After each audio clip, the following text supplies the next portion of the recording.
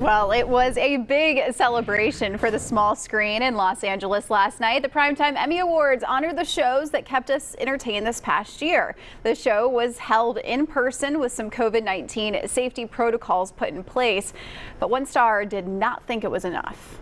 Anyway, good to be here at the Emmy Awards. Let me start by saying there is way too many of us in this little room. What are we doing? They said this was outdoors. It's not. They lied to us. And joining us now to talk about the highlights and the best moments from the show, Extra's New York correspondent, Chelsie Kryst. Good morning to you, Chelsie. How are you? Hey, Natalie. I'm good. It's good to be here. It's so good to chat with you. Okay, so this was the 73rd award show. What a big night it was for so many. I thought it was so interesting, too, that a lot of the really big winners in some of the categories were from shows that can be streamed.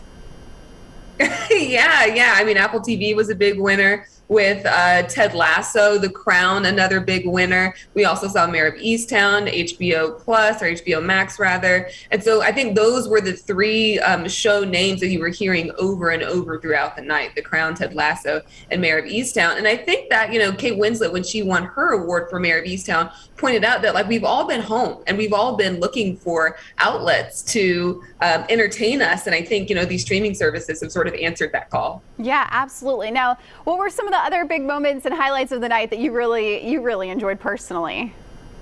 Oh, well, I loved the open. It's sort of a tribute to Biz Markie with a lot of celebrities singing along with host Cedric the Entertainer.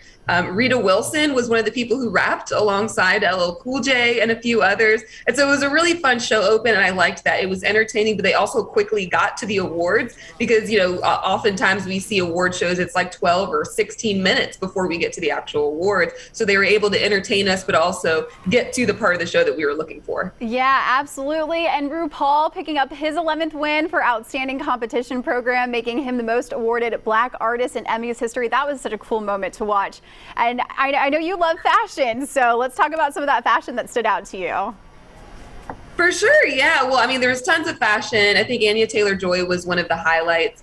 She was wearing Dior, looked gorgeous. Billy Porter and Ashley Couture and Lorraine Schwartz jewels. And funny enough, I mean, I think Billy Porter was one of the actors who I think a lot of people thought was going to win last night. Him and MJ Rodriguez, Michael K. Williams, which I think marked an absence of Black winners. When you look at the top 12 acting awards, all those awards went to white actors. And so I think some people have also criticized the Emmys this year and saying, yes, there was representation in the nominees and the presenters and the talent and the hosts, but when it came to actors winning, we didn't see as much representation for people of color as we would have liked to have seen. Yeah, and we've also heard, we were talking about it earlier in the show, just numbers dropping too. Have you been noticing awards show, the ones that you've been to, are you noticing people at home still watching a lot? I mean, I feel like most people still really are. I mean, as you mentioned, we've all been at home and we got to watch something.